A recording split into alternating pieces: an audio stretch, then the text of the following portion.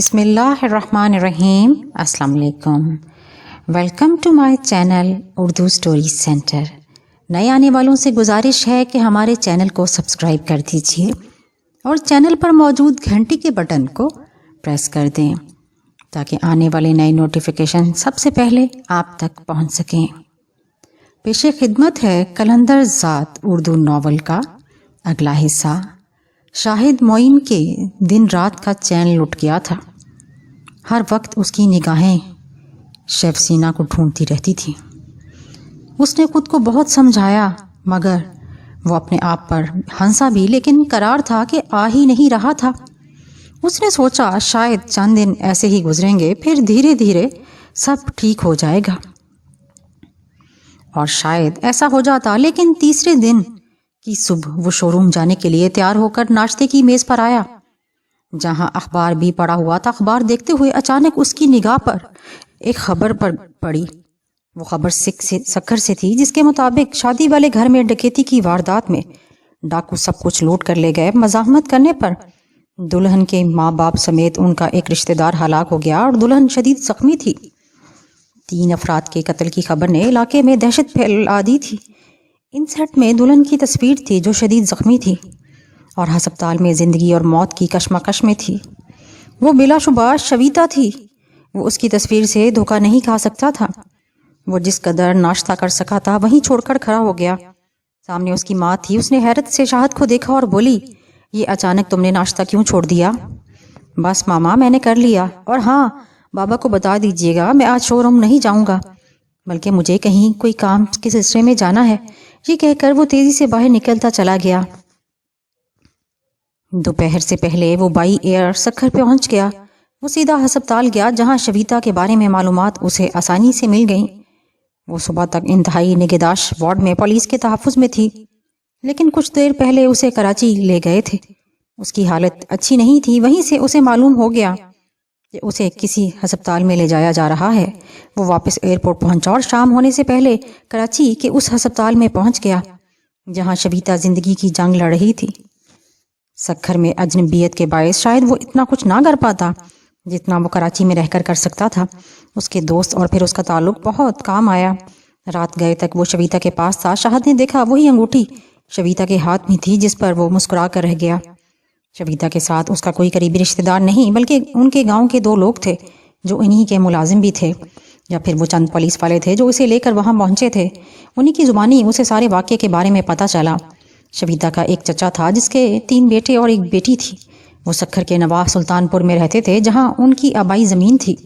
وہ ساری کی ساری اس کے چچا ہی دیکھتا تھا اور شویتا کے باپ کو باقاعدہ حصہ دیتا تھا۔ وہ بہت عرصے سے اپنے بھائی سے شویتا کے رشتے کی بات کر رہا تھا، لیکن ایک تو شویتا نہیں مان رہی تھی کہ اس کے چچا ذات کم پڑھے لکھے اور دیہاتی ہیں، دوسرا وہ انہیں پسند نہیں تھے۔ رشتہ مانگنے کے باوجود انہوں نے انکار کر دیا۔ اس پر انہوں نے دھمکی دی تھی کہ اگر اس کی شادی کہیں دوسری جگہ ہوئی تو وہ یہ شادی نہیں ہونے دیں گے۔ شویتا کی شادی کراچی کے ایک ہندو انجینئر لڑکے سے طے پا گئی۔ اگلی صبح بارات آنا تھی کہ یہ ہنگامہ ہو گیا۔ ساری وجہ صرف زمین تھی۔ شویتا کے ساتھ اس کی زمین اور تمام شہری جائیداد کے ساتھ چلتا ہوا کاروبار ان کا ہو جانے والا تھا۔ اب شویتا یہاں زندگی اور موت کی کشمکش میں پڑی تھی۔ رات گئے شویتا کو ہوش آ گیا تو شاہد نے اطمینان کا سانس لیا۔ وہ اپنے سامنے شاہد کو دیکھ کر حیران رہ گئی۔ سرسراتے ہوئے دھیمے لہجے میں پوچھا، آپ؟ ہاں میں، اس نے دھیرے سے کہا تو اس نے پوچھا، آپ یہاں کیسے؟ ذہن پر زیادہ بوجھ مت ڈالو، اب تم پوری طرح محفوظ ہو، تم کراچی میں ہو، یہاں تمہارا علاج ہو رہا ہے۔ شاہد نے اسے بتایا تو وہ بولی، میرے ماتا پتا وہ اس دنیا میں نہیں رہے، اس نے صاف بتا دیا۔ وہ ایک دم سے شوق میں آ گئی اور پھر بے ہوش ہوتی چلی گئی۔ دوسرے دن کی شام اسے ہوش آیا اور وہ پھر ساری رات خاموشی ہی کی نظر ہو گئی۔ اگلی صبح شویتا اسے کتنی ہی دیر تک دیکھتی رہی اور پھر پوچھا، لگتا ہے آپ ادھر ہی ہیں، اپنے گھر نہیں گئے؟ تمہیں اس حال میں چھوڑ کر کہاں جاتا؟ اس نے پیار سے کہا۔ کیا میرے ماتا پتا کی ارتھی؟ تمہارے ملازمین بتا رہے تھے کہ ان کا کریا کرم کر دیا گیا ہے، شاہد نے بتایا۔ وہ لوگ کہاں ہیں؟ اس نے پوچھا۔ باہر ہیں، بلاؤں؟ شاہد نے پوچھا تو اس نے اسبات میں سر ہلایا۔ وہ نہ جانے ان سے کیا باتیں کرتی رہی، لیکن شاہد باہر نکل گیا۔ اسی رات شویتا نے اس سے کہا شاہد میری زندگی کو خطرہ ہے، وہ ڈاکو نہیں تھے، میرے چچا کے بیٹے یا پھر انہی کے بھیجے ہوئے لوگ تھے جو مجھے کسی بھی وقت مجھے مار سکتے ہیں۔ یہی وہ چاہتے ہیں، کیا آپ مجھے چند دنوں کے لیے کہیں چھپا سکتے ہو؟ کیوں نہیں، میں تو تمہیں اپنے دل میں چھپا کر رکھ سکتا ہوں۔ تم حکم کرو، کیا چاہتی ہو؟ میں بس ان کی نگاہوں سے چھپ جانا چاہتی ہوں۔ میں اس طرح مجبوری کی حالت میں مرنا نہیں چاہتی، مجھے ان سے انتقام لینا ہے۔ شویتا نے کہا، ٹھیک ہے، جیسا تم چاہو۔ کیا تم مجھ پر اعتماد کرو گی؟ شاہد بولا، اس کے سوا کوئی چارہ نہیں۔ اس نے شاہد کی آنکھوں میں دیکھتے ہوئے کہا، تو بس ٹھیک ہے، جیسا میں کہوں ویسے ہی کرتی جانا۔ اس کے یوں کہنے پر شویتا نے آنکھیں بند کر کے اس کی بات مان لینے کا عندیہ دیا۔ شاہد نے پہلے ہی دن سے سوچ رکھا تھا کہ اب آنے والے دنوں میں کیا ہو سکتا ہے۔ وہ لڑنے بھڑنے والا بندہ نہیں تھا، اگرچہ شویتا نے انتقام کی بات کی تھی۔ وہ اسے وقتی جوش سمجھ رہا تھا، اسے یقین تھا کہ وہ بعد میں اسے سمجھا لے گا کہ اس راہ پر نہ ہی چلا جائے تو زیادہ بہتر ہوگا۔ پھر ایک رات وہ چپکے سے ہسپتال سے نکلے۔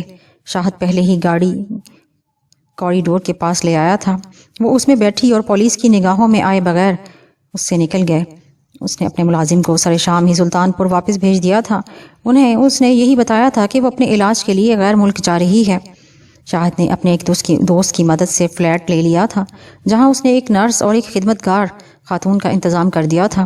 اس رات وہ اپنے گھر چلا گیا، جہاں اس کے والدین اس کے بارے میں پریشان تھے، حالانکہ وہ فون سے رابطے میں تھا۔ تقریباً 3 ہفتوں کے بعد وہ ٹھیک ہو گئی۔ انہوں نے نرس کو فارغ کر دیا، لیکن اس خاتون کو اپنے ہاں ملازم رکھا۔ نرس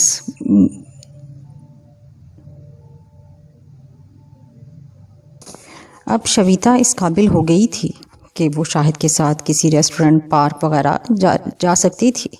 شاہد کے گھر والوں کو بالکل نہیں معلوم تھا کہ اس نے کسی ہندو لڑکی کو کسی دوسری جگہ فلیٹ میں پناہ کے طور پر رکھا ہوا ہے۔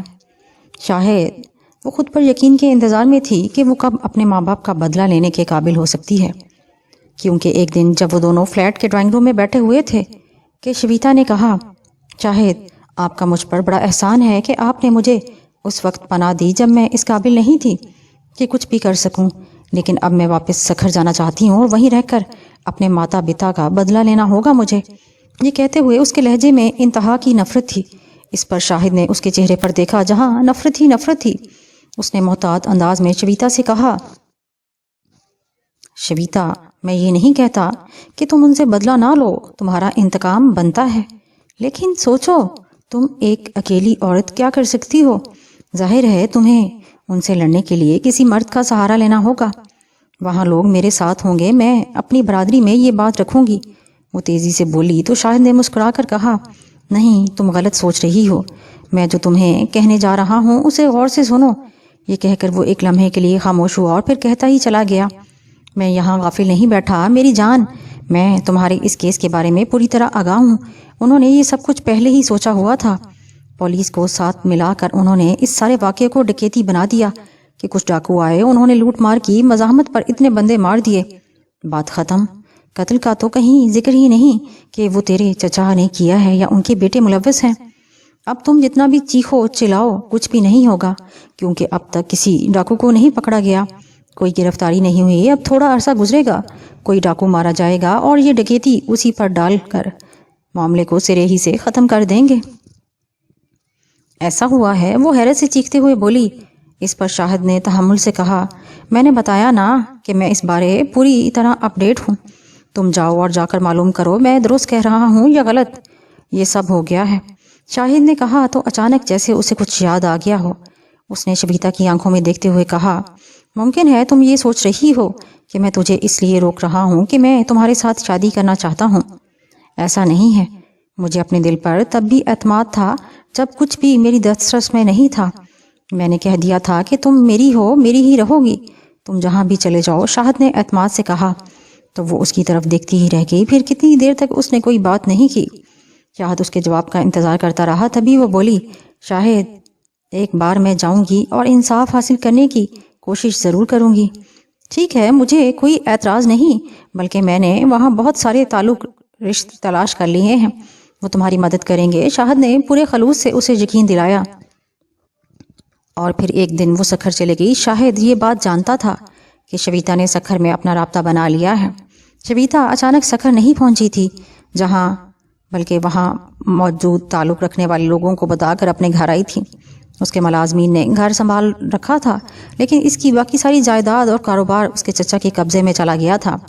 اس نے اپنے گھر جاتے ہی اپنی برادری والوں سے رابطہ کیا اور ایک پنچایت رکھی۔ اگلے دن انہوں ایک بزرگ کے گھر میں پنچایت رکھی لی گئی، جہاں اس نے اپنی بات برادری والوں کے سامنے رکھنا تھی۔ شبیتا کو اگلے دن ہی پتہ چلا کہ برادری کے بہت سارے لوگوں نے اس بات کو ماننا ہی نہیں کہ یہ سب اس کے چچا کی طرف سے ہوا ہے، بلکہ انہوں نے بھی یہی کہا کہ اب وہ اپنے بزرگ چچا کی بات مان کر اس کی بہو بن جائے اور سکون سے زندگی گزارے۔ اسے شاہد نے جو بتایا تھا وہ حرف با حرف سچ ثابت ہوا۔ برادری والوں نے اس کی بات ہی نہیں سنی تھی، وہ اپنے باپ کا کاروبار اور جائیداد بھی واپس نہیں لے پائی تھی۔ اگلے چند دنوں میں شبیتا کو یہ احساس ہو گیا کہ اگر وہ وہاں رکے گی تو سوائے قتل ہو جانے کے کچھ بھی نہیں ہوگا۔ وہ دل محسوس کر رہ گئی، لیکن اس نے اپنی کوشش جاری رکھی۔ اس نے شہر کا بہترین وکیل کیا اور اس واقعے کا اثر نو تفتیش کروانے کے احکامات جاری کروا دیے۔ اس دوران شاہد اس کے پاس سکھر جاتا رہا اور اس کی ہر طرح مدد کرتا رہا۔ اس کے چچا یہ سب دیکھ رہے تھے۔ وہ کچھ عرصہ تو خاموش رہا، پھر اس نے اپنا وار کرنا شروع کیا۔ سب سے پہلی بات جو اس نے اپنی برادری میں پھیلائی وہ یہ کہ یہ ایک مسلمان لڑکے کے عشق میں پاگل ہو گئی ہے۔ نہ جانے اس کے کب سے تعلقات ہیں اس کے ساتھ ہی اس کی اپنی برادری کے لوگوں کی طرف سے دھمکیاں ملنے لگیں۔ کبھی کوئی براہ راست دھمکی دے جاتا، کوئی فون کال پر اسے دھمکی دیتا۔ اس دوران 2 بار اسے ڈرایا گیا، یوں جیسے موت اس کے قریب سے ہو کر گزر گئی ہو۔ 6 ماہ اسی طرح گزر گئے۔ وہ اپنے طور پر کچھ بھی نہیں کر پائی، یہاں تک کہ اسے یقین ہو گیا کہ وہ اپنے چچا اور اس کے بیٹوں سے نہ تو اپنی زمین حاصل کر پائے گی اور نہ ہی اپنا کاروبار۔ وہ جائیداد بھی حاصل نہیں کر سکے گی جو شہر میں تھی۔ یہ تو کوئی وقت ہی ہوگا جو واپس لوٹا سکتا ہے، ورنہ اب وہ اس قدر طاقتور ہو گئے تھے کہ اس نے جان ہی بچا لیتی تو یہی غنیمت تھا۔ آخر ایک دن اس نے اعتراف کرتے ہوئے شاہد سے کہا، میں جان گئی ہوں کہ ابھی میں ان کا کچھ نہیں بگاڑ سکتی، مجھے ان سے چھپ کر ہی رہنا ہوگا۔ تو پھر چلو میرے ساتھ کراچی، بھول جاؤ کہ یہاں تمہاری کوئی جائیداد تھی، ہم زندگی کے نئے سرے کا آغاز کرتے ہیں۔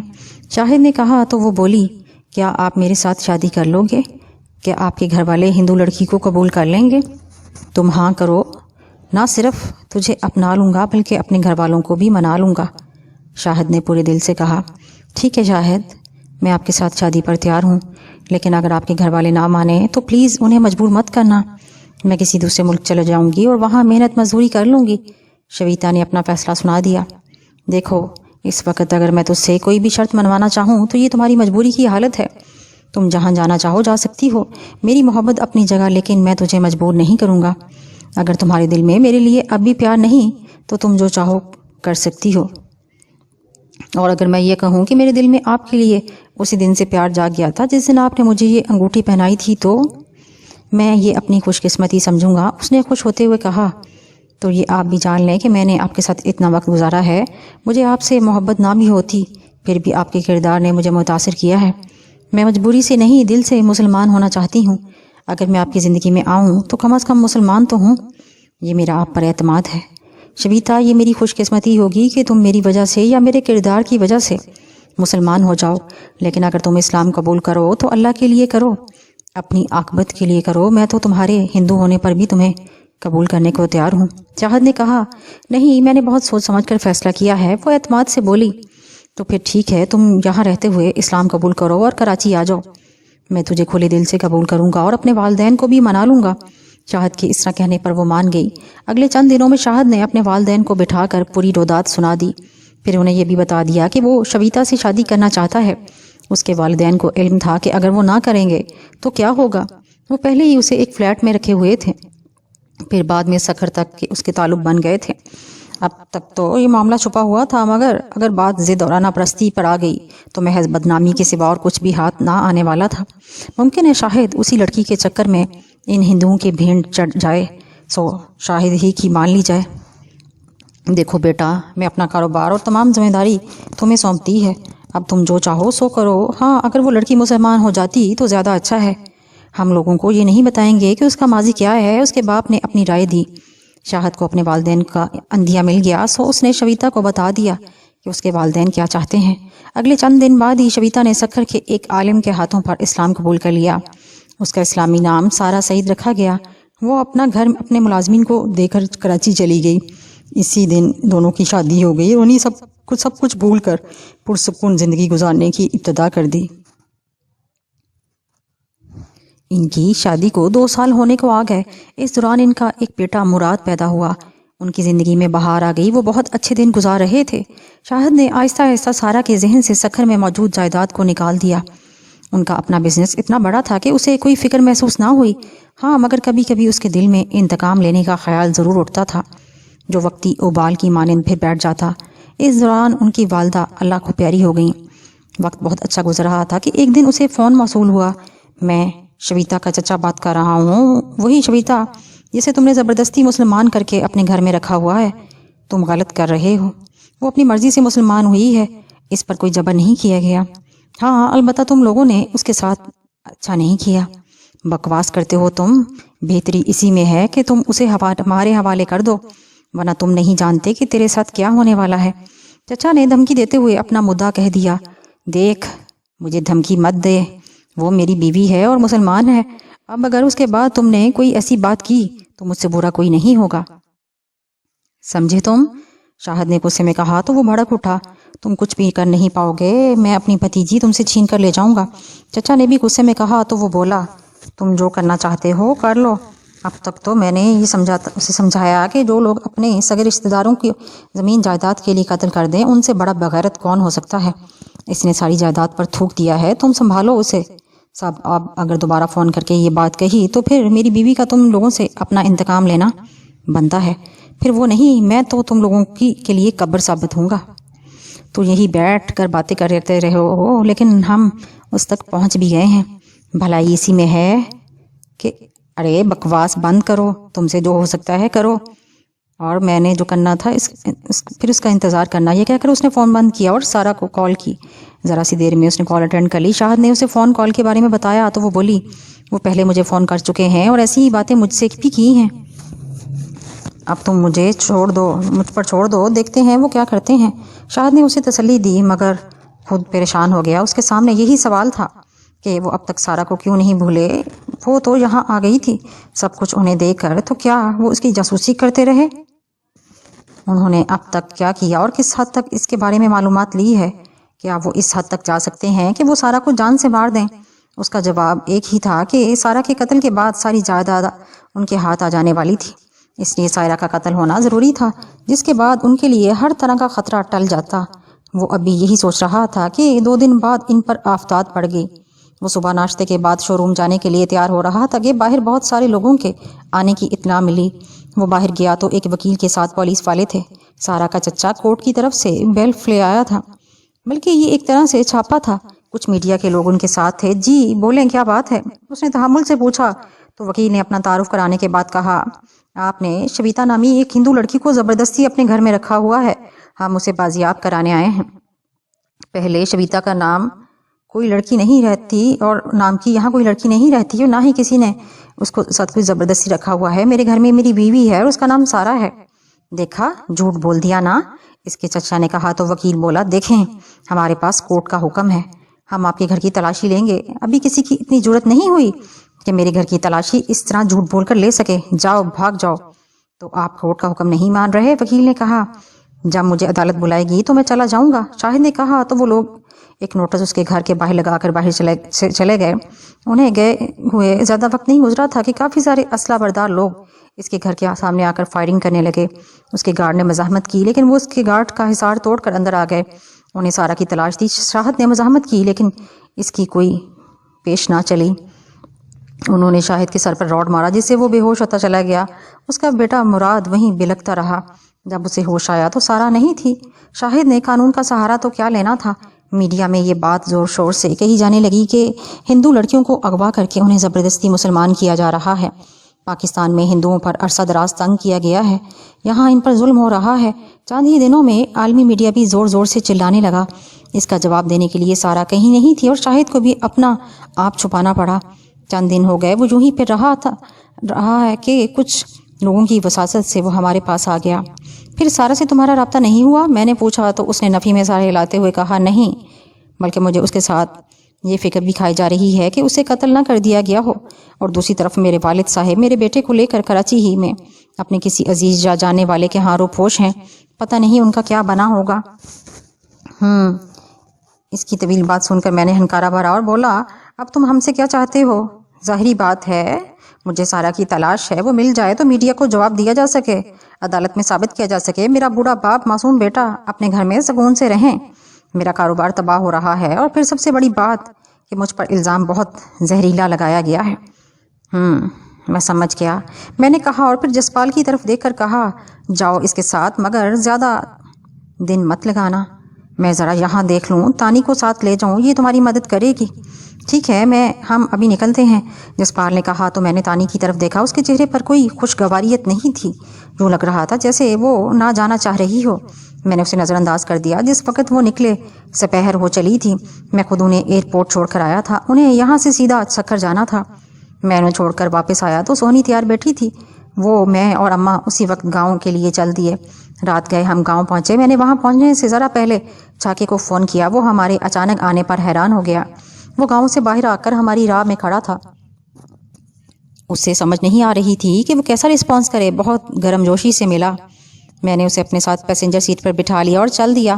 اماں اس سے حال احوال پوچھتی رہی۔ جیسے ہی میں اس راستے پر مڑا جو اس کے گھر کی طرف جاتا تھا تو اس نے حیرت سے کہا، جمال کدھر جا رہے ہو؟ ہم تیرے پاس آئے ہیں اور تیرے ہی گھر کی طرف جائیں گے۔ میں نے اس کی طرف دیکھ کر کہا، مجھے بہت خوشی ہو رہی ہے کہ آپ سب کو اپنے سامنے دیکھ کر آپ سب میرے پاس آئے ہو، یہ اس سے بھی بڑی بات ہے۔ لیکن اوے چھاکے، تو پاگل ہو گیا ہے جو اس طرح کی باتیں کر رہا ہے؟ میں نے ہنستے ہوئے کہا تو ایک دم سے سنجیدہ ہوتے ہوئے بولا، یار میرے گھر میں کوئی عورت نہیں، گھر کا برا حال ہے۔ وہ گھر آپ کے شایع نشان بھی نہیں، بستر بھی نہیں کہ وہ کہتے کہتے رک گیا۔ تو کہنا کیا چاہتا ہے؟ میں نے ایک دم سے پوچھا تو وہ بولا، یار جب تم لوگوں کا اپنا گھر ہے تو آپ ادھر رہیں جا کر۔ اس نے مسکراتے ہوئے کہا، مطلب؟ میں نے اسے پوچھا تو اماں نے خوشی سے کہا، سمجھ گئی، اس نے ہمارا گھر دوبارہ بنوا دیا ہوگا۔ دیکھا، اماں سمجھ گئیں۔ چھاکے نے بھی خوشی سے کہا تو مجھے اس پر بہت پیار آیا۔ میں نے اپنے گھر کی جانب رخ موڑ لیا۔ میں گھر کے سامنے رکا، ویسا ہی گھر تھا جیسے جلنے سے پہلے تھا۔ چھاکے نے گیٹ کھولا تو میں کار اندر لے جاتا چلا گیا۔ سب کچھ ویسا ہی بنا دیا میرے اشفاق پتر نے۔ سارا سامان ہے، یوں لگ رہا ہے جیسے ابھی چھوڑ کر گئے ہوں۔ بہت پیسہ لگا ہوا ہے نا؟ اماں نے کہا تو وہ جذباتی لہجے میں بولا، اماں بیٹا بھی کہتی ہو اور پیسے کی بات بھی کرتی ہو، میرا کوئی حق نہیں ہے تم پر۔ اماں تمہیں نہیں پتا، جمال یہاں سے جاتے ہوئے مجھے بہت کچھ دے گیا ہے اور اس کا ابھی بہت کچھ ہے میرے پاس۔ اچھا چل باتیں نہ بنا، سامان رکھ اندر۔ میں نے اس کی طرف دیکھ کر کہا، حالانکہ سونی پہلے ہی سامان اندر رکھنے کے لگی تھی۔ تب چھاکے نے کہا، تیرا اوپر والا کمرہ بھی ویسا ہی بنوایا ہے اور اس میں وہ سب کچھ پڑا ہے جو اس میں ہوتا تھا، چل دیکھتے ہیں۔ میں نے اسے ساتھ لیا اور اوپر چلا گیا۔ بہت دن بعد ان فضاؤں میں سانس لے رہا تھا جبکہ وہ مجھے بتا رہا تھا، 2 بندے ہر وقت یہاں ہوتے ہیں، میرا پاس اب اچھے خاصے لوگ ہیں۔ تو یہ سب چھوڑ، مجھے شاہ زیب کا بتا، کہاں ہے وہ اور اس کے حواری یہاں کون کون ہے؟ میں نے کہا تو وہ سنجیدگی سے بولا، جمال لگتا ہے تو اپنے گھر میں واپس نہیں آیا بلکہ شاہ زیب کی تلاش میں آیا ہے۔ ہاں تھوڑا سا وقت تھا میرے پاس، سوچا اپنا پرانا حساب برابر کر لوں۔ کہاں ہے وہ؟ جب وہ یہاں سے گیا واپس پلٹ کر نہیں آیا، اس کی حویلی میں وہی نوکر چاکر ہیں۔ چھاکے نے بتایا تو میں نے پوچھا، اس کا کوئی رابطہ نمبر ہے تمہارے پاس؟ ہاں ہے، کیوں تم نے بات کرنی ہے؟ اس نے پوچھا تو میں نے کہا، وقت آنے پر اس سے بات تو کرنا ہوگی۔ ٹھیک ہے، صبح کر لیں گے بات، آؤ نیچے چلیں۔ اس نے کہا تو میں اس کے ساتھ نیچے کمرے میں آ گیا۔ ہم اپنے ساتھ بہت کچھ کھانے پینے کو لائے تھے، وہ کھا پی کر ہم وہیں بیٹھے تو چھاکا اور میں باہر والے کمرے میں چلے گئے۔ جسپال، شاہد اور تانی دوپہر کے بعد سکر پہنچ گئے تھے۔ سکر ہی سے شاہد کا ایک دوست ابراہیم انہیں لینے کے لیے آیا ہوا تھا۔ اس کا گھر دریا کنارے شہر کے اس علاقے میں تھا جو کبھی پوش علاقہ شمار ہوا کرتا تھا۔ بڑا سارا بنگلہ تھا اور اس میں وہ اپنے چند لوگوں کے ساتھ رہتا تھا۔ اس کا خاندان کسی گوٹ میں تھا۔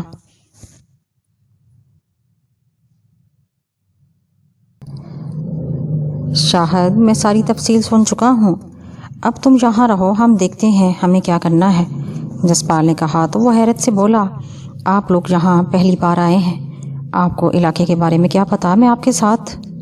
ارے نہیں، ہم سلطان پور تلاش کر لیں گے، تم صرف ادھر رہو، باقی ہمارا کام ہے۔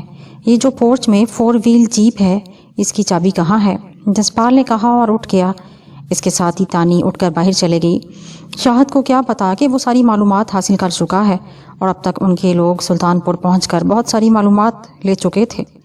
یہ لو، ابراہیم نے چابی اس کی جانب بڑھاتے ہوئے کہا، راستے میں ایک چیک پوسٹ آتی ہے، دھیان سے جانا۔ اس کے یوں کہنے پر جسپال نے کوئی جواب نہیں دیا اور چابی لے کر باہر نکلتا چلا گیا۔ ریلوے پھاٹک سے پہلے ایک آدمی ان کے انتظار میں تھا۔ جسپال نے ڈرائیونگ سیٹ چھوڑ دی، وہ سیدھا اسٹیئرنگ پر آن بیٹھا اور کچھ کہے بغیر جیپ بڑھا دی۔ ریلوے پھاٹک کراس کرتے چیک پوسٹ آ گئی۔ جیپ پر اسٹیکر تھا، اس لیے کسی نے بھی اسے نہیں روکا۔ وہ وہاں سے نکلتا چلا گیا۔ وہاں سے سلطان پور کا سفر اتنا زیادہ نہیں تھا، ابھی شام نہیں ہوئی تھی اور وہ وہاں پہنچ گئے۔ وہ چھوٹا سا گاؤں تھا جس کی ساری آبادی ہندو تھی۔ جب وہ اس گاؤں میں پرسا رام کے بڑے سارے گھر کے سامنے جا رکے، گھر کے باہر چارپائیوں پر چند لوگ بیٹھے ہوئے تھے۔ سندھ کے زمیندار گھرانوں کے باہر ایسے لوگ بیٹھے ہوئے تھے، ان میں زیادہ تر ان کے گارڈ یا پھر غریب غربا ہوتے ہیں۔ جسپال اور تانی جیپ سے اتر آئے۔ وہاں پر ہر بندہ ان کی طرف متوجہ ہو گیا۔ ڈرائیور جیپ ہی میں رہا۔ کسی سے ملنا ہے جی آپ کو؟ ایک بندے نے ہاتھ جوڑتے ہوئے بڑے نرم سے لہجے میں سندھی زبان میں پوچھا، جسے جسپال نہیں سمجھ سکا، مگر تانی اچھی طرح سے جانتی تھی۔ اس نے ترجمہ کیا تو جسپال نے کہا، مجھے پرسا رام سے ملنا ہے۔ آپ کا نام کیا ہے تاکہ اندر اطلاع دی جائے؟ مجھے صرف یہ بتاؤ وہ یہاں ہیں یا نہیں؟ جسپال نے یہ ویسے ہی پوچھا تھا جبکہ اسے اطلاع تھی کہ پرسا رام گھر پر ہی تھے۔ تانی ان میں ترجمانی کرتی رہی اور ساتھ بھی تبصرہ بھی۔ نام تو بتانا ہوگا بابو، ویسے ہم کیسے اطلاع کریں گے؟ اس بندے نے کہا تو جسپال بولا، اندر جا کے بتاؤ کہ تمہاری موت تم سے ملنے کے لیے آئی ہے، جس سے بھاگنا بھی چاہو تو تم نہیں بھاگ سکو گے۔ اس کے تیور دیکھ کر اگرچہ وہاں پر موجود سارے لوگ ہی الرٹ ہو گئے، لیکن ان کے چہروں پر حیرت بھی تھی۔ ایک بندہ دھیرے سے کھسک کر اندر چلا گیا، جسے جاتا ہوا اس نے دیکھ لیا تھا۔ اگر ہم تمہیں اندر ہی نہ جانے دیں تو، ان میں سے ایک بھاری مونچھوں والوں نے کہا، ساتھ ہی اپنی واسکٹ کے اندر سے ریوالور نکال لیا۔ ابھی وہ سیدھا بھی نہیں کر پایا تھا کہ تانی یوں اچھلی جیسے ہوا میں لمحہ بھر کے لیے اڑی ہو۔ اگلے ہی لمحے اس کے ہاتھ سے ریوالور چھین لیا۔ وہ سب لوگ حیران رہ گئے کہ یہ کیا ہو گیا۔ جسپال نے انہیں حیرت ہی میں رکھا اور اپنا پسٹل نکال لیا۔ جس کی موت آئی ہے وہ وہیں رہے، باقی چلو میرے ساتھ اندر، اس نے پسٹل کی نال سے اشارہ کرتے ہوئے کہا تو روبوٹ کی مانند اس کے آگے لگ کر اندر کی جانب چل پڑے۔ اندر سے وہ گھر کافی بڑا تھا، بڑے سارے صحن کے 3 اطراف میں 2 منزلہ کمرے۔ جسپال جیسے ہی صحن میں آیا تو ایک ادھیڑ عمر شخص کے ساتھ ایک نوجوان لڑکا تیزی سے باہر آئے۔ وہ برآمدے میں سے اتنے سارے لوگوں کے درمیان ایک اجنبی کو دیکھ کر ٹھٹک گئے۔ تبھی پرسا رام نے کڑک کر کہا، جس پر جسپال نے یوں اشارہ کیا جیسے وہ سمجھا نہ ہو، پھر بولا، تانی اسے بتاؤ، مجھے ہندی آتی ہے، وہ بولو۔ تانی نے بتایا۔ وہ بڑے دھیمے لہجے میں بولا، کون ہو تم اور اس طرح کیسے اندر آ گئے ہو؟ دیکھو پرسا رام، ہم پہلی بار ایک دوسرے کو دیکھ رہے ہیں، اگر تم نے میرے ساتھ تعاون نہ کیا تو پھر مجھے ہی کیا کسی کو دیکھنے کے قابل نہیں رہو گے۔ جسپال نے انتہائی سنجیدگی سے کہا، کون ہو تم اور کیا چاہتے ہو؟ پرسا رام نے روبدار آواز میں کہا تو وہ بولا، میں کون ہوں اس کا تو مجھے بھی پتہ نہیں، ہاں چاہتا کیا ہوں اس پر بات ہو سکتی ہے۔ اس نے پرسا رام کی آنکھوں میں دیکھتے ہوئے کہا تو پہلی بار اس کے لڑکے نے کہا، اوے زیادہ ہیروگیری مت دکھا، جو بھونکنا ہے جلدی بھونک ورنہ تیری تو ابے کتے، ارے کتے کی اولاد، سن تیرا باپ دلال ہے کیا جو اپنی بہو بیٹیوں کا کاروبار کرتا ہے؟ بول۔ اس نے یہ کہا ہی تھا کہ اس لڑکے نے تیزی سے ہاتھ میں دبایا ہوا پسٹل سیدھا کیا اور فائر کر دیا۔ اس کے ساتھ ہی دوسرا فائر ہو گیا۔ تانی نے اس لڑکے کے ہاتھ کا نشانہ لیا، اس کا پسٹل نہ جانے کہاں چلا گیا تھا، جبکہ لڑکے کے فائر سے ایک بندہ صحن میں گر کر تڑپنے لگا۔ تانی بنا کچھ بولے اس لڑکے کے پاس پہنچ گئی اور اگلے ہی لمحے اس کا گریبان پکڑ لیا۔ اس نے مزاحمت کرنی چاہی لیکن اس کے سامنے تانی تھی، ایک چھلاوا۔ اس نے لڑکے کی ناک پر گھونسا مارا، پھر انگلیاں آنکھوں میں ڈال دیں، ایک طرح سے وہ اندھا ہو گیا۔ تانی نے ایک ہتھیلی سے اس کے سر پہ ماری اور گردن پر ہاتھ مار کر فرش پر گرا دیا۔ چشمے زدن میں اس نے لڑکے کی زمین چاٹنے پر مجبور کر دیا۔ تانی نے اپنے پاؤں کی ٹھوکر اس کے منہ پر ماری تو لڑکے کے منہ سے کراہیں نکل گئیں۔ بند کر یہ تماشا، پرسا رام چیخا، پھر جسپال کی طرف دیکھ کر بولا، کیا چاہتے ہو تم؟ سارا کہاں ہے؟ اسے میرے حوالے کر دو، میں چپ چاپ چلا جاؤں گا، ورنہ میں یہاں پر ہوں، اس کے بغیر تو میں جانے والا نہیں۔ جسپال نے کہا تو پرسا رام کی آنکھیں پھیل گئیں، کیا کہہ رہے ہو تم؟ وہی جو تم سننا نہیں چاہتے، جسپال نے برجستہ کہا۔ یہاں کوئی سارا نہیں ہے، اس نے تیزی سے کہا۔ سچ کہہ رہے ہو نا؟ پھر تم ہی نے کہنا ہے کہ وہ تو ہمارے پاس ہے اور میں نے نہیں ماننا۔ عجیب آدمی ہو تم، ابھی ٹھہرو، میں کرتا ہوں تیرا بندوبست۔ میرے ہی گھر میں کھڑے ہو کر مجھے دھمکیاں دیتے رہے ہو۔ یہ کہہ کر وہ واپس پلٹنے لگا تو تانی نے ایک فائر اس کے قدموں میں کر دیا۔ وہ ڈر کر رک گیا اور حیرت سے اسے دیکھنے لگا۔ تبھی اچانک ایک نوجوان لڑکی پاگلوں کی طرح سے اندر سے نکلی اور باپو باپو کہتی ہوئی اپنے باپ سے لپٹ گئی۔ اس کے پیچھے ہی اس کی بیوی روتی ہوئی آ گئی۔ بلا شبہ وہ چھپ کر یہ سب دیکھ رہی تھی اور انہیں لگا کہ تانی نے اس کے باپ کو گولی مار دی ہے۔ اسی لمحے جسپال نے تانی کو آنکھ کا اشارہ کیا۔ وہ بلا جھجک آگے بڑھی اور اس نے لڑکی کی کلائی پر اپنا ہاتھ ڈال کر جھٹکا دیا۔ وہ سیدھی فرش پر گری اور اس دوران اس کے ایک ملازم کی غیرت جاگی۔ اس نے جسپال کی گردن میں ہاتھ ڈال کر اسے قابو کرنا چاہا، لیکن اگلے ہی لمحے جسپال نے اس کی کمر میں ہاتھ ڈالا اور اپنے سامنے کر لیا۔ پسٹل والا ہاتھ اس کی پسلیوں میں مارا اور دوسرا اس کے بغل میں دبا کر مارا۔ وہ سب سہم گئے۔ اس نے سب کی طرف دیکھ کر کہا، کس کا خون کھول رہا ہے یہ سب دیکھ کر؟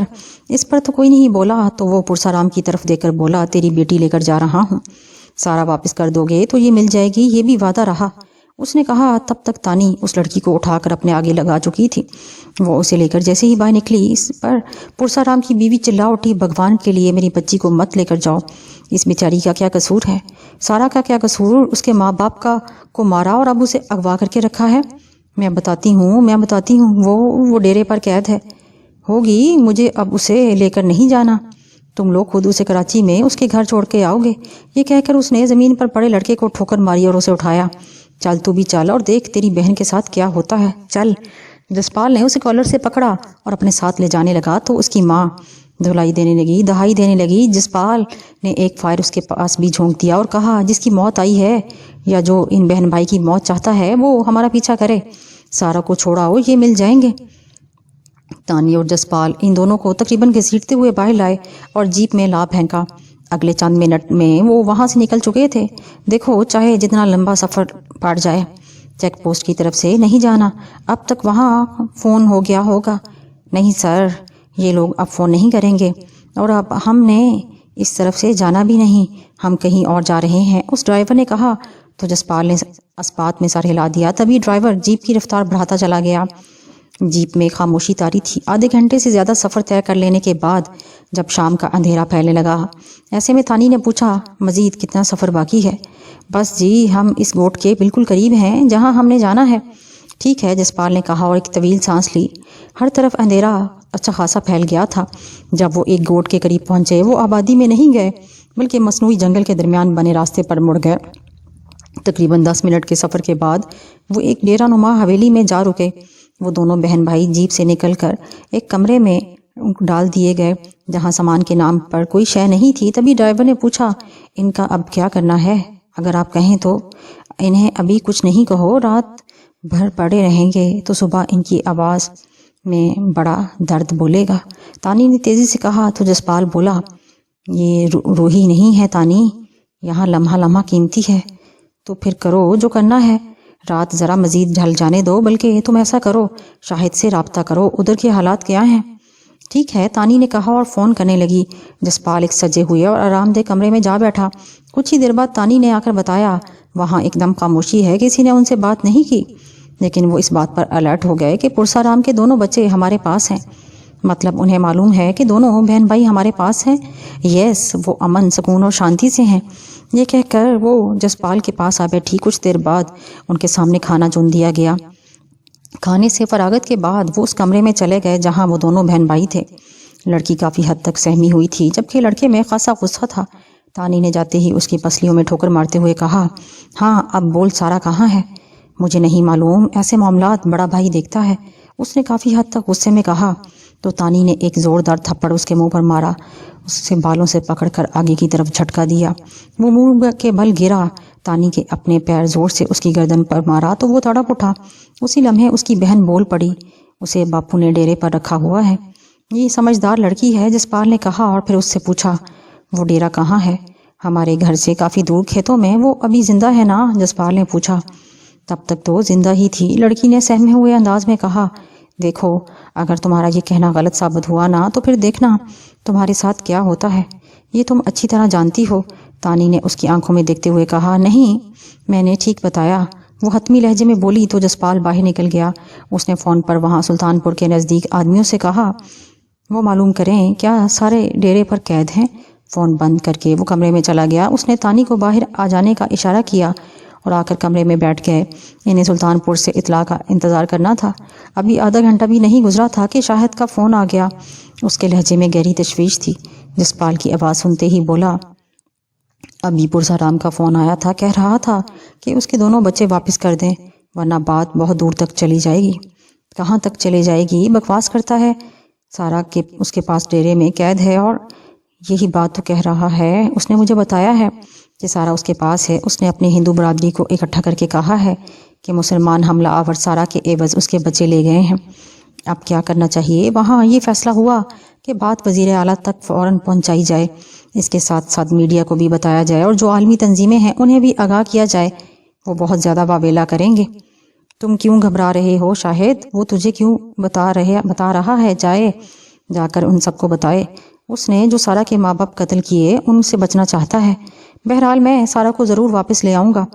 بات اگر ہندو مسلم تنازع میں چلے گئی تو اوئے تو کیا بھارت میں رہ رہا ہے؟ تھوڑی ہمت کر، جسپال نے کہا۔ ٹھیک ہے، لیکن اس سے پہلے کہ وہ سارا کو نقصان پہنچا دیں، ممکن ہے کہ وہ اسے ختم کر کے الزام تم پر لگا دیں۔ پرسارام کا کیا پتہ؟ شاہد نے کہا تو جسپال بولا، تو ایسا کر، تھوڑا سکون کر، میں دیکھتا ہوں۔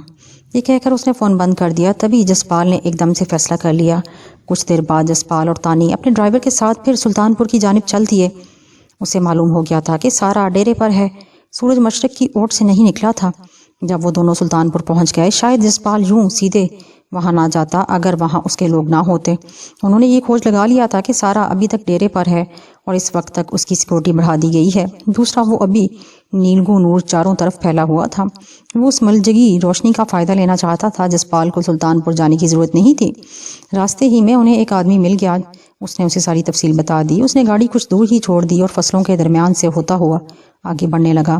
وہ آدمی اس سے آگے تھا اور اس سے ذرا پیچھے تانی کور دیتے ہوئے آگے بڑھ رہی تھی۔ یہ ممکن ہی نہیں تھا کہ ڈیرے کی چھت پر کوئی بندہ نہ ہو، اس لیے بہت احتیاط کے ساتھ آگے بڑھتے گئے، یہاں تک کہ وہ ڈیرے کی دیوار کے پاس پہنچ گئے۔ لکڑی کا پھاٹک کھلا ہوا تھا۔ وہ جیسے ہی اندر گئے، سامنے دالان میں چارپائی پر دو بندے بیٹھے ہوئے تھے۔ انہیں دیکھ کر ایک دم سے بولے، کون ہو تم؟ بولنے والوں کے لفظ منہ میں ہی رہ گئے۔ جسپال نے انہیں یکے بعد دیگرے فائر کھول دیا۔ ایک دم سے پرسکون فضا میں خوف پھیل گیا۔ وہ وہاں نہ رکے، بھاگ کر دالان میں چلے گئے۔ تبھی سامنے والے کمرے سے دو بندے نکلے۔ تانی نے ان پر فائر جھونک دیے۔ تبھی اندر سے کسی عورت کے چیخنے کی آواز آئی۔ تانی فوراً اندر گئی۔ ایک عورت فرش پر بندھی ہوئی پڑی تھی۔ جسپال اور آدمی باہر کھڑے رہے۔ تانی نے اسے کھولا اور ساتھ میں اسے سمجھاتی رہی، گھبراؤ مت، ہمیں شاہد نے بھیجا ہے، بس اب نکلنے کی کرو۔ میں کیسے یقین کر لوں کہ یہاں سے نکلو، تیری بات کرواتے ہیں، تانی نے تیزی سے کہا اور اس کا بازو پکڑ کر دالان میں آ گئی۔ ایسے میں اوپر چھت پر سے فائرنگ ہونا شروع ہو گئی اور وہ جو کوئی بھی تھا وہ ایک ہی شخص تھا۔ ایک تو وہ انہیں روکنا چاہتا تھا، دوسرا اس قدر فائرنگ سے وہ لوگوں کو مطلع کرنا چاہتا تھا۔ اگرچہ سارا انہیں مل گئی تھی لیکن اب نکلنا مشکل ہو رہا تھا۔ تبھی جسپال نے اس آدمی سے کہا، میں نکلتا ہوں، تم کور دینا، اور تانی تم گیٹ سے نہیں، اس چھوٹی دیوار سے۔ تانی سمجھ گئی کہ اس نے کیا کرنا ہے۔ وہ چھلانگ مار کر دیوار پر چڑھ گئی۔ وہاں سے اس کا سر منڈھیر تک جا پہنچا تھا۔ جیسے ہی جسپال صحن میں گیا، ایک دم سے دو فائر، ایک اوپر سے اور ایک تانی کی طرف سے۔ وہ اوپر چھت والا بندہ دھپ سے گرا۔ جسپال گیٹ پار کر گیا۔ تانی نے سارا کا ہاتھ پکڑ کر اور دیوار پر کھینچ لیا۔ تب تک جسپال دیوار کی دوسری جانب آ گیا۔ وہ تیزی سے ان کے قریب آیا اور اس نے سارا کو پکڑا، زمین پر اتار لیا۔ اس کے پیچھے ہی تانی نے چھلانگ ماری۔ وہ تینوں اسی جانب بڑھ گئے جدھر جیپ کھڑی تھی۔ روشنی خاصی پھیل چکی تھی۔ انہوں نے دیکھا سلطان پور گاؤں کی طرف سے کافی سارے بندے بھاگتے ہوئے چلے آ رہے ہیں۔ بلا شبہ ان کے پاس اسلحہ بھی تھا۔ جسپال اب کسی طرح کا رسک نہیں لے سکتا تھا۔ وہ ایک ایک لمحہ قیمتی تھا۔ وہ جیپ کے قریب آئے تھے کہ ہجوم کی طرف سے فائر ہوا۔ وہ تیزی سے جیپ میں بیٹھے تو ڈرائیور نے جیپ بھگا دی اور پھر وہ آنے والے لمحے کے ساتھ ہجوم سے دور ہوتے چلے گئے۔ راستے میں جسپال نے شاہد کو فون ملایا۔ جلد ہی ان کا رابطہ ہو گیا۔ جب اس نے یہ سنا کہ وہ سارا کو وہاں سے نکالنے میں کامیاب ہو گئے ہیں اور وہ ان کے ساتھ ہے تو وہ بے تاب ہو گیا۔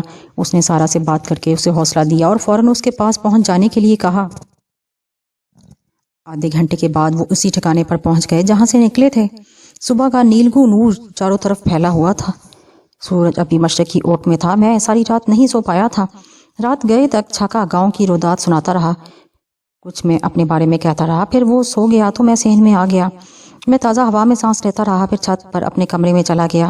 اسلحہ دوسری چیزیں ویسی ہی تھیں جیسے آگ لگنے سے پہلے تھیں۔ میں کچھ دیر انہیں دیکھتا رہا، پھر کمرے سے باہر نکل آیا۔ تبھی میری نگاہ منڈیر کے ساتھ کھڑی سونی پر پڑی۔ وہ اندھیرے میں انجان نقطے پر نظریں جمائے نہ جانے کیا سوچے چلے جا رہی تھی۔ میں اس کے قریب چلا گیا تو اس نے گھوم کر مجھے دیکھا تو میں نے کہا، کیا بات ہے سونی، کیا سوچ رہی ہو؟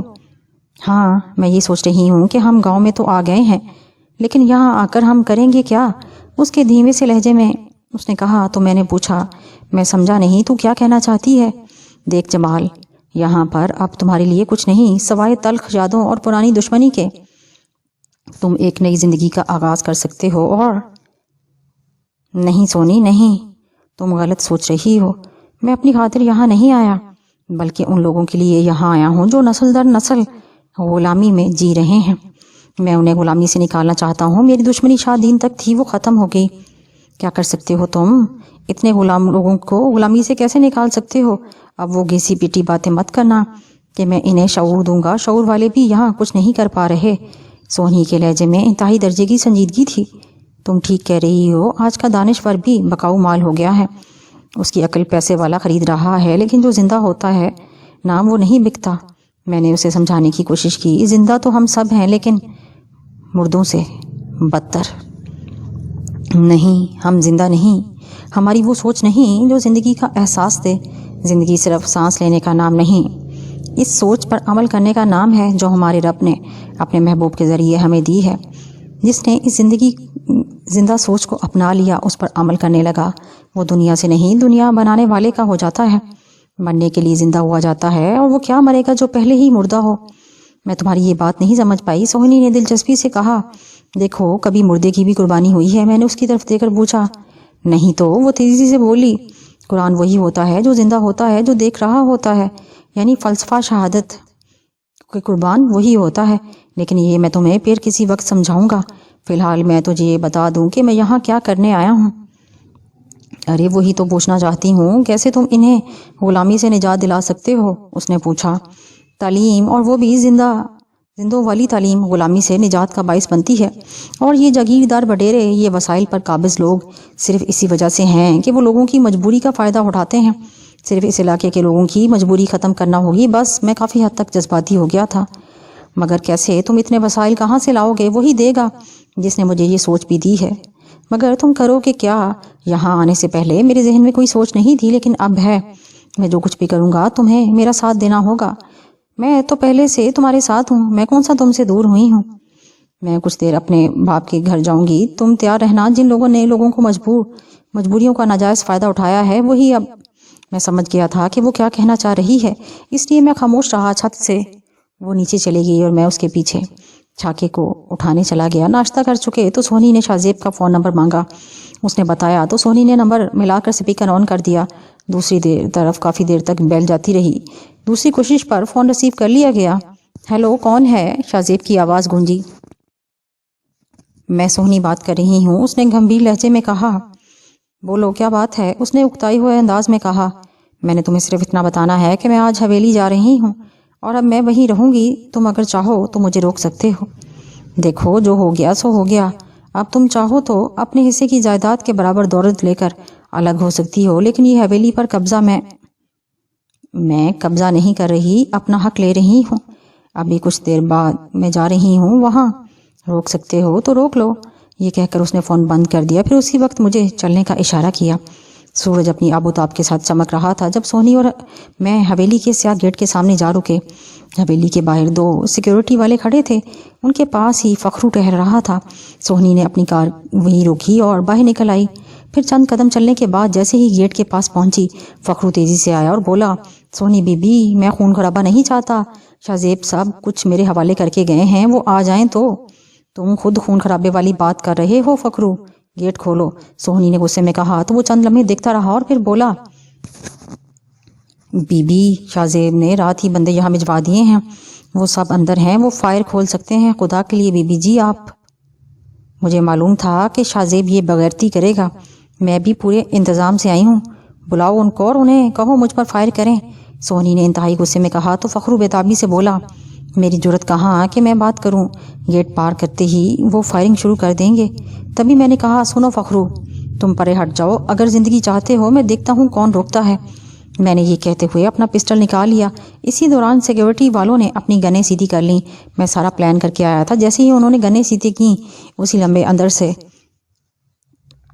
پودوں کی پاس سے آواز آئی، او سیکورٹی والوں، اپنی گنیں زمین پر رکھ دو ورنہ پہلے تم مرو گے۔ وہاں چھاکا پہلے ہی سے موجود تھا۔ اس نے پچھلا راستہ اختیار کر کے بندے اندر داخل کر لیے تھے، تبھی ہم یہاں آئے تھے۔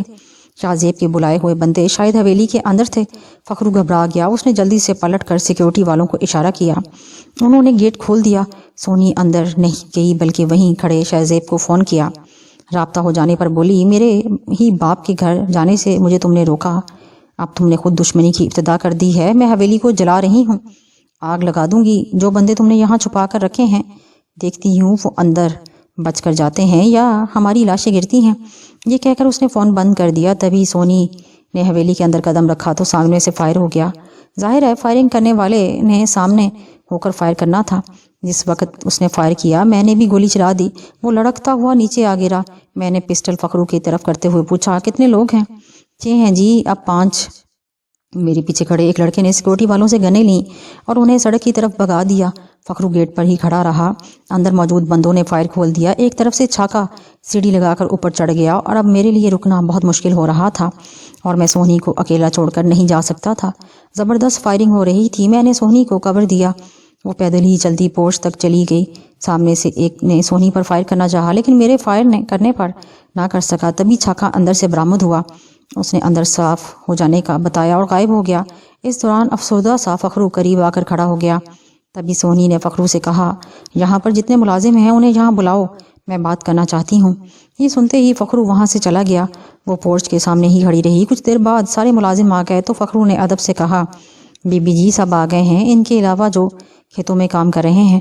اس پر سونی نے ملازمین کو دیکھا اور بولی، تم سب آج سے فارغ ہو، مگر ہم جائیں گے کہاں؟ ایک شخص نے گھبراتے ہوئے کہا، اپنے مالک کے پاس۔ یہ کہتے ہوئے اس نے اپنا پرس کھولا اور اس میں سے بڑے نوٹوں کی گڈی نکال کر فخرو کو دی اور کہا، یہ لو، اسے سب میں بانٹ دو، آدھے گھنٹے کے اندر حویلی خالی چاہیے۔ یہ کہہ کر وہ اندر چلے گئے۔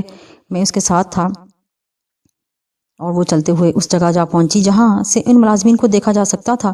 آدھے گھنٹے تک وہ وہاں کھڑی رہی۔ یہ سب چلے گئے اور فخرو اس کے پاس آ گیا۔ اس نے چابیاں تھمائیں اور ہاتھ جوڑ کر کہا، بی بی جی میرا جینا مرنا یہیں اس حویلی میں ہے، میں یہاں سے نہیں جاؤں گا، خدا کے لیے مجھے۔ ارے نہیں فخرو، تم جاؤ، مجھے تیری ضرورت نہیں، سونی نے دور خلاؤں میں دیکھتے ہوئے کہا۔ بی بی جی میرا کیا قصور ہے؟ شاہ زیب جی نے مجھے کہا تھا کہ میں آپ کو اندر۔ ارے میں نے کہا چلے جاؤ، سونی نے اس بار سختی سے کہا تو وہ چند لمحے دیکھتا رہا، پھر پلٹ کر چلا گیا۔ اسی دوران میں نے چھاکے کو فون کر دیا۔ شاید اس وقت ہم دونوں ہی حویلی میں تھے۔ پتہ نہیں سونی اس وقت اتنی جذباتی کیوں ہو گئی۔ وہ ایک دم سے میرے گلے لگ گئی۔ وہ رونے لگ گئی تھی اور میں اسے دلاسا دیتا رہا۔ اس وقت تک وہ میرے ساتھ لگی روتی رہی جب تک چھاکا نہیں آ گیا۔ وہ مجھ سے الگ ہو کر بولی، جمال اب اس حویلی سے ظلم نہیں ہوگا بلکہ یہ تعلیم کا مرکز ہوگی۔ میں نے شروعات کر دی ہیں اور میں اس کی حفاظت کروں گا۔ میں نے اسے شانے سے پکڑا اور اپنے ساتھ لگا لیا۔ اس وقت مجھے سونی پر بہت پیار آ رہا تھا۔ جسپال، تانی، شاہد اور ابراہیم ایک کمرے میں بیٹھے ہوئے تھے۔ ان کے درمیان یہی بحث چل رہی تھی کہ اب کیا کیا جائے۔ شاہد کا موقف تھا کہ سب کچھ چھوڑ کر صرف سارا کو لے جایا جائے، جبکہ ابراہیم کہہ رہا تھا کہ یوں آنکھیں نہیں چرائی جا سکتی، ہمیں پورا معاملہ صاف کرنا چاہیے۔ دیکھو مجھے اس کی جائیداد وغیرہ سے کوئی دلچسپی نہیں، بس سارا مل گئی اور مجھے کچھ نہیں چاہیے۔ شاہد نے کہا تو ابراہیم بولا، اب یہ صرف جائیداد کا معاملہ نہیں رہا، انہوں نے اسے مذہبی ایشو بنا لیا ہے، بات عالمی تنظیموں تک پہنچ گئی ہے۔ کیا تم میڈیا پر دیکھ نہیں رہے؟ تو اس پر اب ہم کیا کر سکتے ہیں؟ شاہد نے کہا، سارا باقاعدہ عدالت کے سامنے جائے گی جہاں انہوں نے وابیلا کیا ہے، میڈیا پر سارا ہی اپنے بارے میں بتائے گی۔ ابراہیم نے اسے راستہ بتاتے ہوئے کہا تو جسپال بولا، میرے خیال میں ابراہیم ٹھیک کہہ رہا ہے، پرسا رام کی اب وہ جرت نہیں ہوگی، اس کے بچے ہمارے پاس ہیں، 1-2 دن لگیں گے، سب ٹھیک ہو جائے گا۔ اور کیا، اسے تو اب اپنے باپ کا بھی بدلہ لینا چاہیے، اس نے جوش سے کہا۔ تب یہ طے پا گیا کہ کیا کرنا ہے۔ دوپہر ہونے تک ایک پولیس آفیسر کے ساتھ وہ تھانے جا پہنچے۔ وہاں میڈیا کو بھی بلایا گیا تھا۔ اس پولیس آفیسر نے سارا کریڈٹ خود لے کر ایک کامیاب چھاپے کی فرضی داستان سنائی۔ میڈیا کو سارا نے بتایا کہ اس نے اپنی مرضی سے اسلام قبول کیا ہے، پرسا رام صرف اس کی جائیداد ہتھیانے کے لیے اس پر دباؤ ڈال رہا ہے، اسے شک ہے کہ اس کے والدین کے قتل میں پرسرام کا ہاتھ ہے۔ ابھی میڈیا والے وہیں تھے کہ وہیں ایک مہنگی 4 ویل جیپ آ کر رکی۔ اس میں سے قریبی گوٹ کا سردار مہر شاہ بڑے کروفر سے باہر آیا۔ وہ اس علاقے سے صوبے کا اسمبلی کا رکن تھا۔ وہ سب اسی کی طرف دیکھنے لگے۔ وہ سارا کچھ دیکھتا ہوا ایک کرسی پر آ کر بیٹھ گیا۔ کیسے آنا ہوا شاہ جی؟ پولیس آفیسر نے متانت سے پوچھا تو وہ دھیمے سے لہجے میں بولا، شاید میں جلدی آ گیا، یہ رش کم ہو جائے تو میں نے سارا بی بی سے بات کرنی ہے۔ تبھی سارا نے شاہد کی طرف دیکھ کر کہا، اسے بتاؤ کہ وہ آپ سے بات کریں۔ ہاں، ہم شاہد میاں سے بات کر لیں گے، اس نے کافی تحمل سے کہا۔ بات ختم ہو چکی تھی۔ جلدی میڈیا والے وہاں سے چلے گئے تو پولیس آفیسر انہیں وہیں چھوڑ کر چلا گیا۔ تبھی شاہد نے کہا، بولیں آپ کیا بات کرنا چاہتے ہیں؟ بات اتنی سی ہے کہ اس بیچارے پرسارام کے بچوں کو ان کے حوالے کر دو۔ رہی جائیداد کی بات تو آپ اس کی قیمت بتاؤ، میں ادا کرتا ہوں۔ قصہ ختم۔ وہ کبھی آپ کی طرف پلٹ کر نہیں دیکھیں گے، اور اگر ایسا نہ کریں تو جسپال نے اس کی آنکھوں میں دیکھتے ہوئے کہا، کچھ نہیں ہوگا، یہ لوگ اس بیچاری سارا کا پیچھا کرتے رہیں گے، چین سے نہیں رہنے دیں گے اسے۔ آپ یہ سوال کر سکتے ہیں کہ میں یہ بات کیوں کر رہا ہوں؟ میں وزیر اعلیٰ کی طرف سے آیا ہوں۔ بہت ساری عالمی تنظیمیں اصل قصہ جاننا چاہ رہے ہیں۔ کیا قصہ ہے یہ؟ آپ کیا سمجھتے ہیں؟ بتائیں گے؟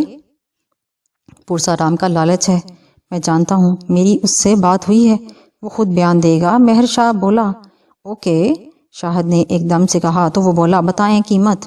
مہر شاہ نے کہا، سب کچھ کون خریدے گا؟ شاہد نے پوچھا۔ سب کچھ پرسارام خریدے گا، اس نے مسکراتے ہوئے کہا۔ تو شاہد بولا، ٹھیک ہے، ڈن۔ شاہد نے اس کی طرف دیکھ کر کہا تو وہ بولا، آپ آرام سے کراچی جائیں، میں وہیں آپ سے ملوں گا۔ آپ اس کے بچے؟ مہر شاہ ادھر ادھوری بات کہہ کر شاہد کی طرف دیکھنے لگا۔ ہم کراچی چلے جاتے ہیں، اس کے بچے اسے مل جائیں گے، شاہد نے کہا تو وہ بولا، اب یہ مذہب بدلنے والا ایشو بھی نہیں ہوگا، یہ میرا وعدہ ہے۔ مہر شاہ نے کہا اور اٹھ گیا، اور پھر بولا، اب اجازت۔ یہ کہہ کر اس نے شاہد کی طرف ہاتھ بڑھایا۔ اس نے ہاتھ ملایا تو وہ باہر کی طرف چل دیا۔ تبھی جسپال نے ان سب کو باہر جانے کے لیے اشارہ کیا۔ تھانے کے صحن میں آ کر ابراہیم نے کہا، اب آپ جائیں کراچی سکون سے، میں کل انہیں آزاد کر دوں گا۔ یار، میں تمہارا احسان زندگی بھر۔ شاہد نے کہنا چاہا تو اس نے بات کاٹتے ہوئے کہا، ایسا نہیں کہتے دوست، دوست بھی کہتے ہو اور ایسی بات کرتے ہو۔ اس نے شاہد کو اپنے گلے لگاتے ہوئے کہا اور پھر اسے گلے لگاتے ہوئے بولا، آؤ میں تجھے ایئرپورٹ تک چھوڑ دوں۔ وہ سبھی وہاں سے نکلتے چلے گئے۔ اس وقت شام ڈھل رہی تھی۔ میں اس وقت سونی کے ساتھ اپنے ڈیرے پر تھا۔ بیدا بہت خوش تھا، چھاکے نے اس کا بہت خیال رکھا تھا۔ ڈیرے پر ڈھور ڈنگروں کی تعداد زیادہ ہو گئی تھی۔ ہم اس کے پاس سے نکل کر کار کی طرف آ رہے تھے۔ بہت عرصے بعد سکون کے چند دن دیکھنے کو ملے، کیوں نہ چھاکے کی شادی کر دیں، چند دن ہلا گلا رہے گا۔ سونی نے ہنستے ہوئے کہا تو میں نے ڈرائیونگ پر بیٹھ کر کار سٹارٹ کر دی، پھر گیئر میں ڈالتے ہوئے میں نے جان بوجھ کر کہا، ہاں یہ ٹھیک ہے، تیرے ساتھ وہ حویلی میں رہے گی مہارانیوں کی طرح۔ تبھی وہ ایک دم سنجیدہ ہوئے بولی، جمال، میں نے حویلی میں نہیں، اماں کے پاس رہنا ہے، اور تب تک رہوں گی جب تک تم یہاں ہو، ورنہ میں اماں کو لے کر یہاں سے واپس چلی جاؤں گی۔ سونی نے میری طرف دیکھتے ہوئے کہا تو میں نے ہنستے ہوئے کہا، یار تم نے میری اماں پر قبضہ جما لیا ہے، یہ تو اپنی اپنی قسمت ہے۔ اس نے مسکراتے ہوئے کہا تو میں نے کہا، بس اتنا ہی تھا تمہارا جذبہ؟ بڑے دعوے کر رہی تھی کہ یہاں علم کی روشنی دے گی، اس کا کیا ہوگا؟ خدا نخواستہ میں نہ رہوں تو یہ لوگ پا چکے علم کی روشنی، اور وہ بھی تیری دی ہوئی۔ وہ تو میں نے ایک پورا پروجیکٹ بنا لیا ہوا ہے، میں کوئی ماہر تعلیم نہیں ہوں، میں نے ایک NGO سے بات کی ہے، وہ چلائے گی سب، میں تو پیسہ دوں گی، میں نے ان کو بلوا لیا ہے۔ تجھے پتا ہے کہ ان کے کچھ لوگ آ گئے ہیں اور انہوں نے اپنا کام بھی شروع کر دیا ہے، تیری طرح نہیں، میں اس کی حفاظت کروں گا۔ اس نے میری نقل اتارتے ہوئے بتایا تو میں سر ہلا کر رہ گیا۔ پھر میں نے پوچھا، اور وہ چھاکے کی شادی والی بات؟ پہلے چھاکے سے پوچھتے ہیں وہ کیا کہتا ہے، کوئی پسند تو ہوگی نا اس کی۔ وہ تیزی سے بولی، ہاں یہ تو ہے۔ میں نے کہا تو انہی لمحات میں چھاکے کا فون آ گیا۔ میں نے پوچھا، ہاں بول، کیا بات ہے؟ ابھی تیرا نام لیا تھا کہ شیطان ٹپک پڑا۔ خیر، بڑے دنوں بعد پیرزادہ وقاص کا فون آیا ہے، وہ تم سے بات کرنے کے لیے مجھ سے نمبر مانگ رہا ہے، کیا خیال ہے دے دوں؟ تم نے پوچھا نہیں وہ کیا چاہتا ہے؟ میں نے کہا تو وہ تیزی سے بولا، کہہ رہا ہے اس علاقے کے چند معززین تم سے ملنا چاہتے ہیں۔ یار تم خود ہی اس سے وقت طے کر لو اور مجھے بتا دینا، مل لینے میں کیا حرج ہے، نمبر مانگے تو دے دینا۔ میں نے کہا تو بولا، میں شام کا کہہ دیتا ہوں۔ کہہ دینا، میں نے کہا اور فون بند کر دیا۔ ابھی پہر کا وقت تھا کہ پیرزادہ وقاص، چودھری شاہ نواز اور علاقے کے کچھ ذمہ دار میرے گھر کے سامنے آ رکے۔ چھاکا انہیں بیٹھک میں بٹھا چکا۔ میں ان کے پاس گیا۔ پیرزادہ وقاص کو دیکھا خوشگوار ماحول میں بات شروع ہوئی، لیکن اس وقت بات الجھ گئی جب چودھری شاہ نواز نے بڑا سنجیدہ لہجے میں کہا، بھائی جمال، تم نے جس طرح شادین کی پوری جائیداد حاصل کر کے اپنا بدلہ لے لیا اسے ہم مانتے ہیں۔ تمہارا شمار اب علاقے کے ذمہ داروں میں ہوگا۔ ہم تمہاری طرف دوستی کا ہاتھ بڑھاتے ہیں اور خیر سگالی کے طور پر تمہارے پاس آئے ہیں۔ آپ سب کی مہربانی جی کہ مجھے مان دیا، لیکن میرا بدلہ ان کی ذات کی حد تک تھا، جائیداد کی صورت میں نہیں۔ مجھے جائیداد کا نہ کبھی پہلے لالچ تھا اور نہ اب مجھے ہے۔ سب کچھ شادین کی بیٹی اور شاہ زیب کی بہن سوہنی کا ہے۔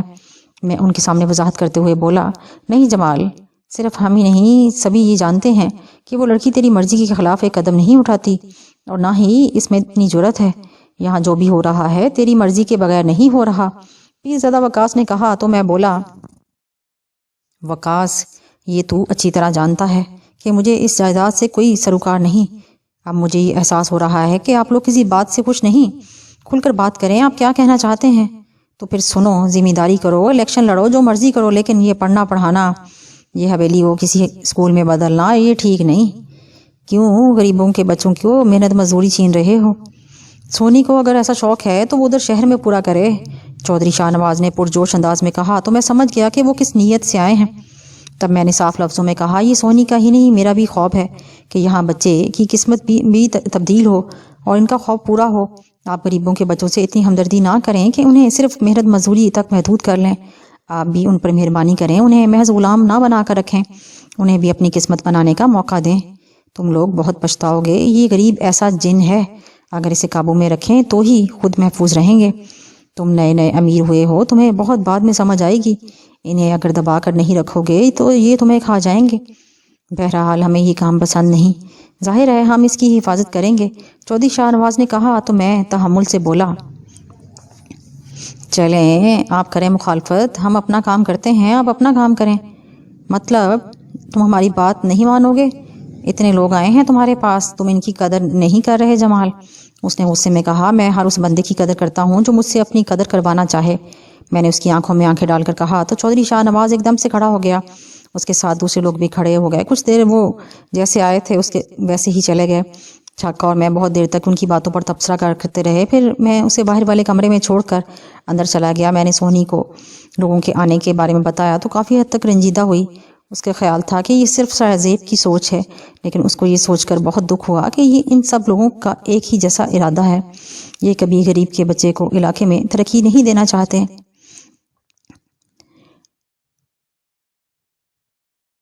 او یار، تجھے یاد ہے وہ ایک انسپیکٹر افضل اندھاوا جس نے تیری بہت مدد کی تھی؟ چھاکے نے ایک دم اسے کہا۔ ہاں ہاں یاد ہے مجھے، کیا ہوا؟ میں نے پوچھا تو وہ بولا، وہ آیا بیٹھا ہے، تجھے ملنا چاہتا ہے، کہہ رہا ہے بہت ضروری بات کرنی ہے۔